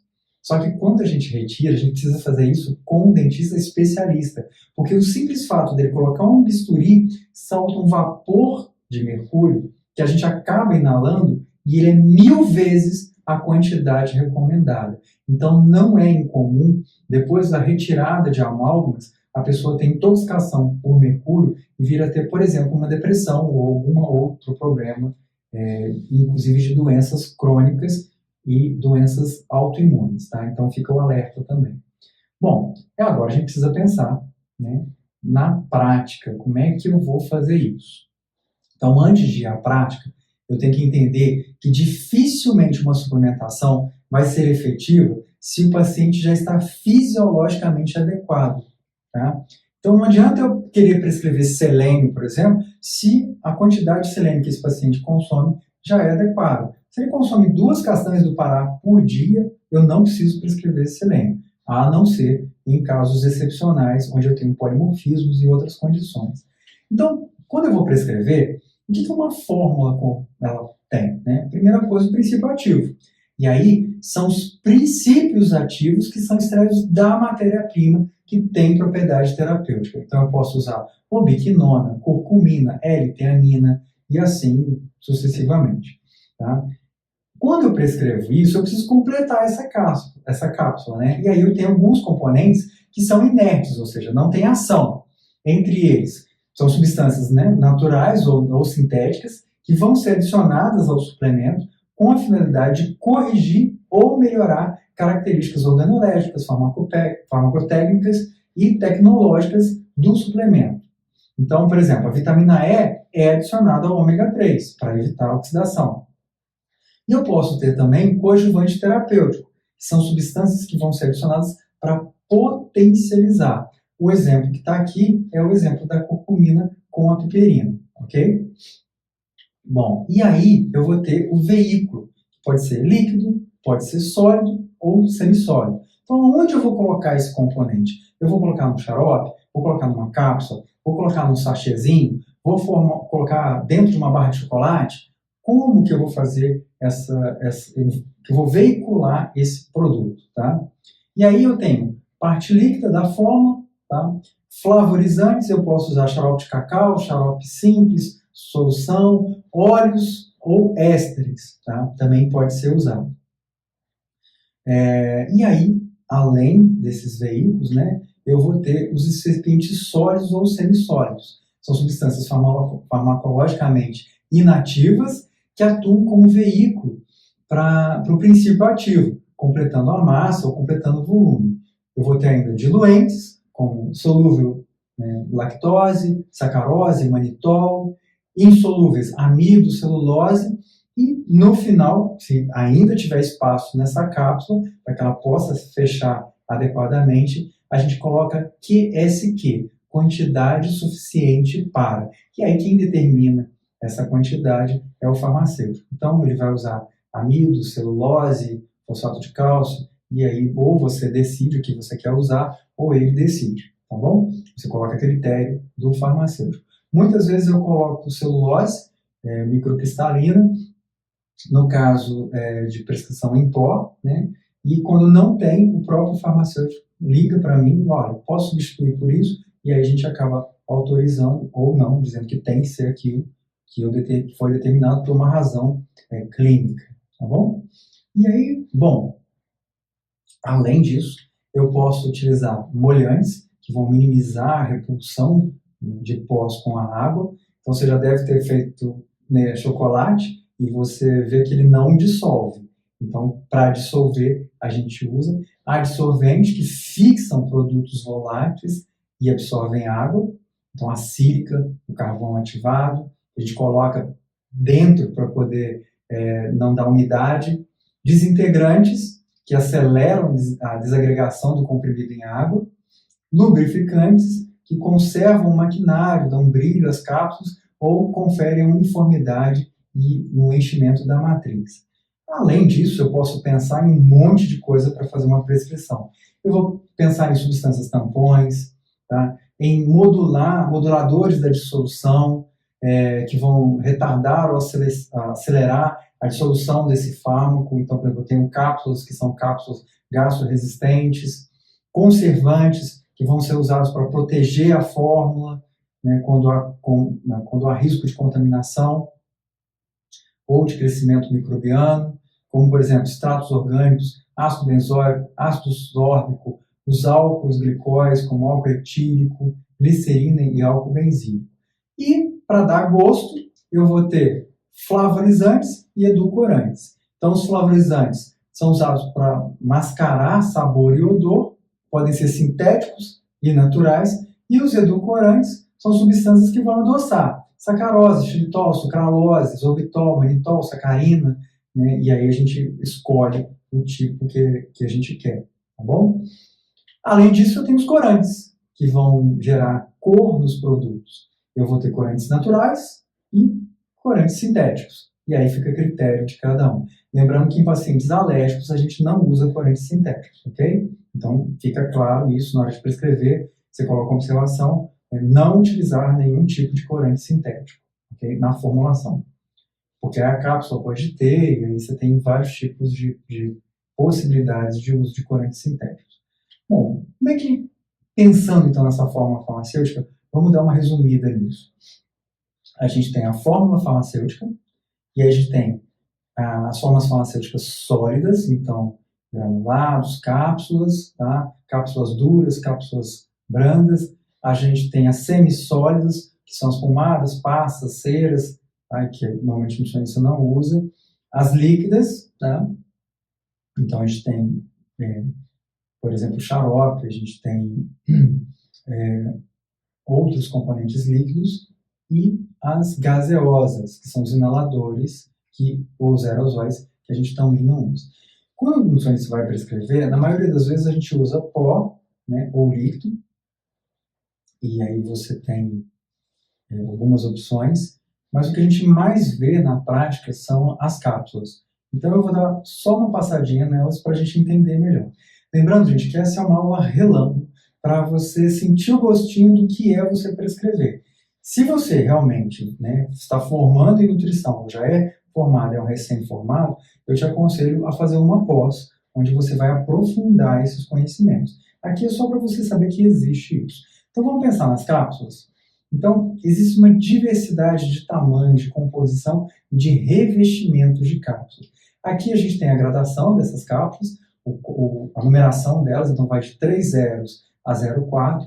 Então essa aqui é a menor e essa aqui é a maior. Cabe em média 750 miligramas, tá? E essa 150 miligramas.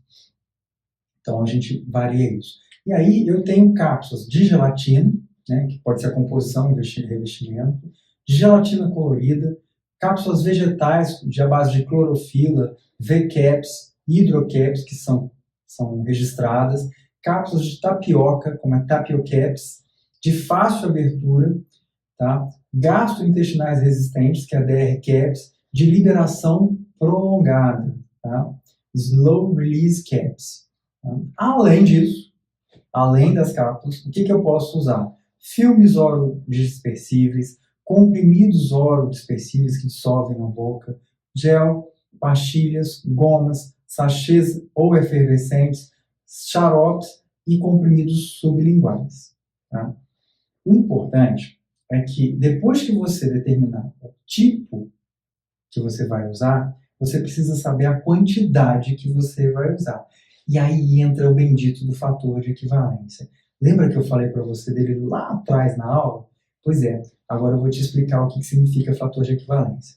Então, ele é um fator utilizado para calcular a massa de um sal, éster ou substância hidratada a ser pesada pelo farmacêutico quando a dose for expressa na forma livre, que é a base, anidra ou ainda em outro sal ou éster de referência.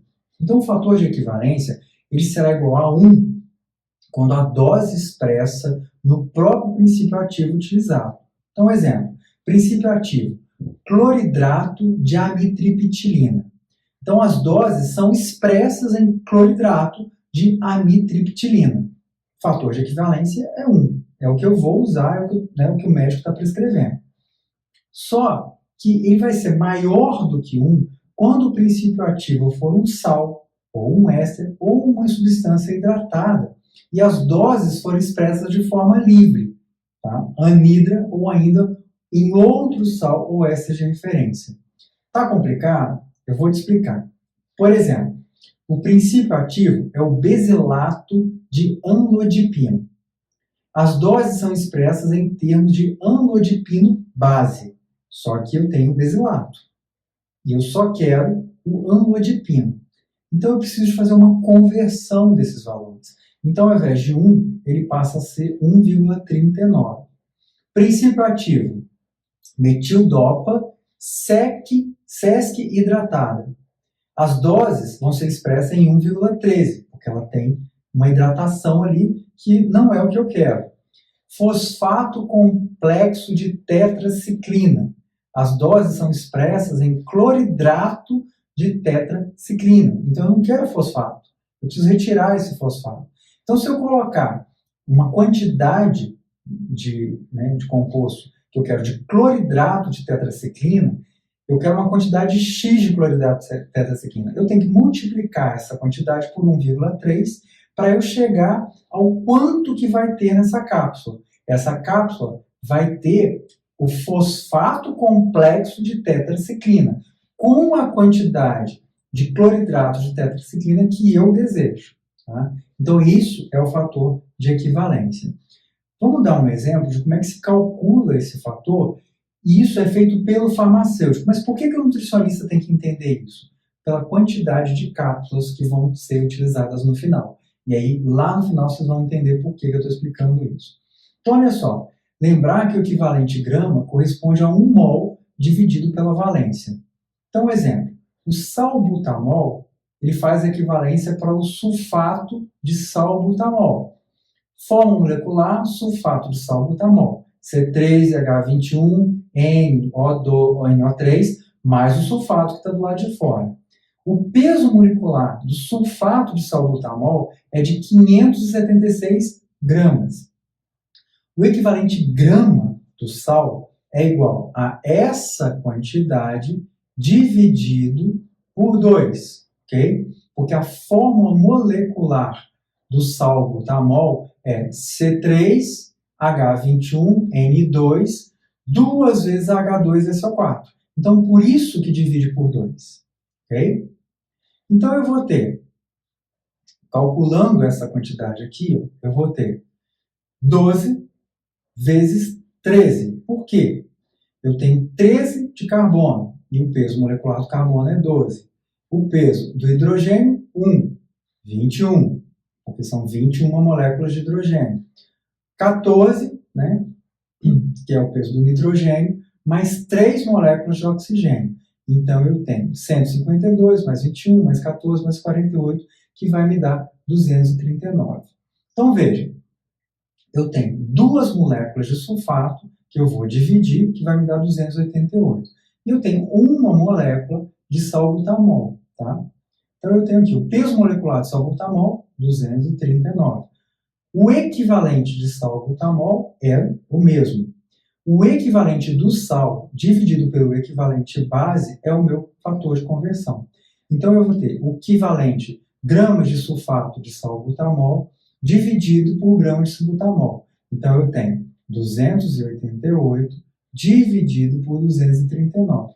O fator de equivalência é 1,20. Parece complicado, e é complicado.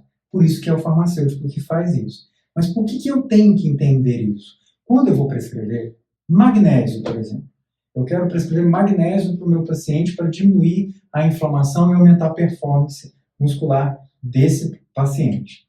Olha lá, eu tenho vários tipos de magnésio. Então eu tenho magnésio aspartato, dihidratado, tetrahidratado, biglicinato de magnésio, cloreto de magnésio, fosfato de magnésio, magnésio aspartato, magnésio carbonato, citrato, gluconato, magnésio óxido de magnésio sulfato, magnésio dilamato, que a gente ouve falar muito, e magnésio glicina quelato e magnésio textifriquel. Só que o fator de correção ele vai ser calculado de acordo com a fórmula desse composto. E aí, se eu quiser só magnésio, né, se eu for dar só magnésio, eu não vou absorver. Então eu preciso de um sal de magnésio. Então, por exemplo, o cloreto de magnésio, né, que a gente vê muita gente prescrevendo. Então tem citrato, tal, sulfato, óxido, biglicinato, magnésio aspartato, carbonato, citrato, gluconato. O cloreto de magnésio tem um fator de correção, da mesma forma que o magnésio glicina e o dilamato. Então, olha aqui, o que a gente mais prescreve é o glicina, que é o quelato, e o dilamato. Ele tem um fator de correção de 3,33. Lembra que aquelas recomendações da Anvisa de 2018? Aqui ó, é o máximo que eu posso colocar. Tá? Aqui é a quantidade que vai ficar na cápsula. Então, tudo isso é calculado em miligramas. Então, 1 mol da fórmula tem esse peso molecular. 1 mol do nutriente tem este peso molecular. E aí eu tenho, então, 1 dividido por outro, eu vou ter o fator de correção aqui. Tá? O que a gente mais usa é o magnésio glicinato. Então, veja, teor do nutriente, e aí eu tenho a quantidade de Anvisa, a quantidade recomendada pelas DRIs e a quantidade na cápsula. Se eu colocar a quantidade recomendada pelo DRI, eu vou ter 1,400, ou seja, eu vou ter que usar pelo menos 2 cápsulas, porque o máximo que eu consigo colocar numa cápsula é 750. Então eu vou precisar de 2 cápsulas 000 para colocar 420 miligramas de magnésio, porque no final das contas eu vou ter a glicina, que é o magnésio quelato, que no total vai me dar 1 grama e 400. Acho que agora ficou claro, né? E como é que fica isso, então? Aqui eu tenho, na prática, todas as recomendações, né? O EAR, o RDA, o AI, eu tenho a UL e eu tenho a Anvisa. Então eu tenho que observar também a quantidade que a Anvisa nos recomenda. Isso estava atrelado antigamente e agora o Conselho Federal de Nutricionista conseguiu baixar isso, retirar isso. Então a gente pode, independente da Anvisa colocar que esse é o limite, a gente pode ir até o L, mas antigamente não podia, tá? Então essa questão, se por acaso o farmacêutico fala assim, olha, você não pode passar a recomendação de Anvisa, você mostra a recomendação nova, né, a resolução nova que diz que a gente pode ir até o L. Renato, posso ultrapassar da UL? Ultrapassar da UL significa que isso é um medicamento. E nós não prescrevemos medicamentos. Ok? Então, eu vou prescrever isso de que forma? Na forma farmacêutica, tá? Formato de cápsulas, de sachê, aluminizados, ou na forma líquida. Eu não posso prescrever na forma, por exemplo, de ovos vaginais. Ok? Nem ovos, nem nada que seja genital, nem através do ânus, tá bom? Então, o nutricionista não pode fazer esse tipo de prescrição, combinado? E qual a dose? a dose é a posologia, ok? Então, a cápsula ou envelope, você vai tomar um pela manhã, em jejum, ou antes de dormir, podendo ser 2 vezes por dia, é o nutricionista que decide. Óvulos a gente não prescreve, coloquei aqui só para ilustrar. Forma líquida, tomar 5 gotas ao dia, agitar antes de usar, tudo isso tem que estar na sua prescrição. Seguir sempre a recomendação médica do nutricionista ou profissional habilitado, prescrever cepas probióticas de acordo com a solicitação e os recipientes específicos. Então, de acordo com o profissional, né, vai colocar o que ele achar que é adequado. Polidestrose, inulina, frutoridosacarídeos, né, por exemplo, para esses probióticos. Tá? Eu, particularmente, não gosto de usar FOS, porque o FOS acaba dando distensão. Se o indivíduo tem disbiose, ele com certeza vai ter bastante distensão. E alguns probióticos já prontos, industrializados, eles acabam tendo FOS. Tá? Então, como é que eu vou fazer uma prescrição? Simples, de acordo com as exigências legais. Nome completo do paciente, data da emissão, nome do endereço do prescritor, nome, identidade, concentração, forma farmacêutica e quantidade do suplemento ou do componente prescrito, as instruções de uso, a autorização para reutilização da prescrição, se houver, e assinatura e número do registro do respectivo conselho. É muita coisa. E aí você deve estar pensando assim, meu Deus, eu não sabia que era tão difícil assim. Não bastava eu colocar assim, tomar cloreto de magnésio? Não, não basta. Se você prescrever dessa forma, isso chegar até a farmácia, o seu paciente não vai conseguir tomar cloreto de magnésio. Então a gente precisa seguir tudo isso. Então, e se eu tiver muita coisa para prescrever? Como é que eu faço? Eu vou dividir essa prescrição. Tá? Então, eu vou dividir em 2 cápsulas, em 3 cápsulas, ou quantas cápsulas eu achar necessário. Lembrando que acima de 3 cápsulas, a adesão ao tratamento começa a diminuir também. A tendência é esse paciente não usar. Tá? Então, por exemplo, lipossolúveis e hidrossolúveis, eu separo. Fitoterápicos do restante da suplementação. E em relação às refeições, eu tenho que indicar, o paciente vai tomar antes, durante a refeição, pós-refeição, como é que fica isso? Vitaminas e componentes hidrossolúveis minerais um pouco mais longe da refeição. Vitaminas lipossolúveis próximos à refeição. Proteína em pó durante a refeição. Vitaminas e componentes lipossolúveis e ácidos graxos e creatina depois das refeições. Ok? Vamos para a prática? Vamos fazer uma prescrição? Só para matar a vontade? Então vamos lá. Vou dar de presente para vocês uma prescrição muito legal. O Mirem é um programa que eu fiz. Então eu vou prescrever para mim mesmo, tá? Uma prescrição para complemento de tratamento dietoterápico. Fórmula para controle de queda de cabelo. Primeira dose, vitaminas. Então, para essa fórmula, eu vou colocar a vitamina B5 e vou prescrever no formato de ácido pantotênico. A vitamina B7, a biotina. A segunda fórmula é para o controle de queda de cabelo também, só que ela é só de minerais. Então eu coloquei zinco quelato, cálcio citrato, magnésio glicinato quelato e silício quelato. Veja que eu separei os minerais das vitaminas. E por que quelato e não quelado? Quelado é algo que está indisponível. Então, o correto é quelato, ok? E, além disso, uma fórmula para o controle da queda de cabelo, que vai ser o colágeno, que também é uma dose. Então, eu vou colocar colágeno tipo 1, e aí esse colágeno é patenteado, por isso que eu coloquei o nome aqui. Só existe um tipo de colágeno patenteado tipo 1, que é o Verisol, tá? É uma marca registrada. Você está pensando assim, Renato, e as quantidades? Ah, as quantidades é segredo. Por quê? Como essa aula é livre, eu não posso colocar as quantidades porque seria antiético. Senão qualquer pessoa poderia pegar essas quantidades e fazer a prescrição, ok? Se algum dia você quiser saber essas quantidades, é só você conversar comigo nas minhas outras redes sociais e aí a gente vê se é possível liberar essas quantidades para você. Ah, terminou a prescrição aqui, Renato? Não. Na verdade, então, eu tenho o nome do paciente e a data de quando isso foi prescrito, ok? E aí, como é que fica isso? a forma farmacêutica, que é muito importante. Então, essa forma 1 e 2, solicitar manipulação em uma farmácia de sua confiança. Posso indicar a farmácia? Se eu indicar, eu tenho que indicar 3.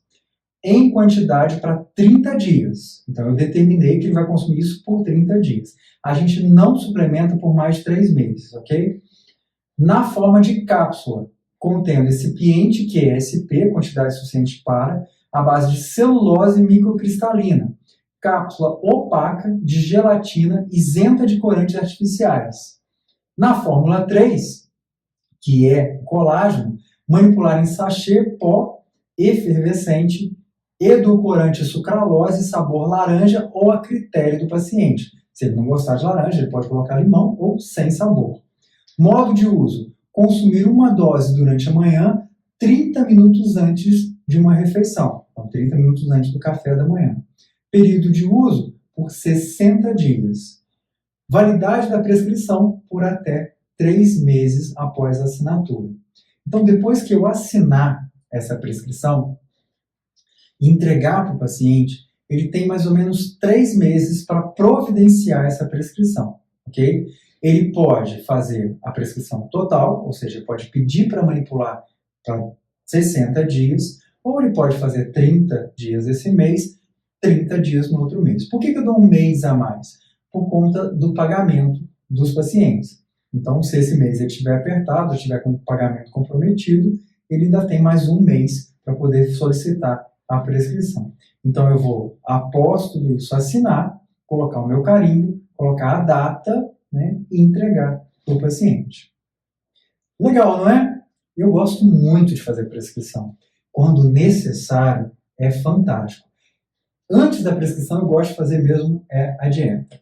E aí, eu tenho que lembrar o seguinte: suplementos nutricionais nunca substituirão a a predisposição genética, anos de treinamento e uma ótima nutrição. Além disso, na maioria das vezes, uma dieta balanceada e diversificada vai ser mais que suficiente para a gente atender todas as necessidades nutricionais e ajustar as intercorrências de doenças crônicas. Em alguns casos, a gente precisa realmente prescrever. Agora a gente vai para o panorama do Renato. O que a gente pode falar de metabolismo e nutrição? Primeiro, que é lindo. Segundo, que é difícil e muito complicado. Eu te aconselho a assistir essa aula pelo menos 2 vezes, para que você possa entender e sedimentar esse conhecimento. É realmente um conhecimento denso, difícil e complexo. Por isso, ele é nosso. Se fosse fácil e tivesse acesso a qualquer um, todo mundo poderia fazer. O que te distingue de um leigo para um profissional é saber fazer algo que poucas pessoas sabem fazer. Por conta disso, fica aqui o meu conselho para você e o ditado de hoje, a frase de hoje, né? Feliz do paciente que tem um nutricionista que vitamina os seus planos, dá energia aos seus sonhos, alimenta uma vida saudável e nutre o seu bem-estar. Meu nome é Renato, eu sou nutricionista, professor, palestrante. Aqui estão todas as minhas especializações e todas as minhas redes sociais. Você só não me encontra se você não quiser. Agora, caso você queira me encontrar, vai ser um prazer te receber. Divulga a nutrição, a saúde do mundo vai te agradecer demais da conta. Muito obrigado e até a próxima aula. Tchau! Nutrição em atividade física, metabolismo e prescrição. Aula do professor Renato Nunes. Nutrição, ciência e equilíbrio.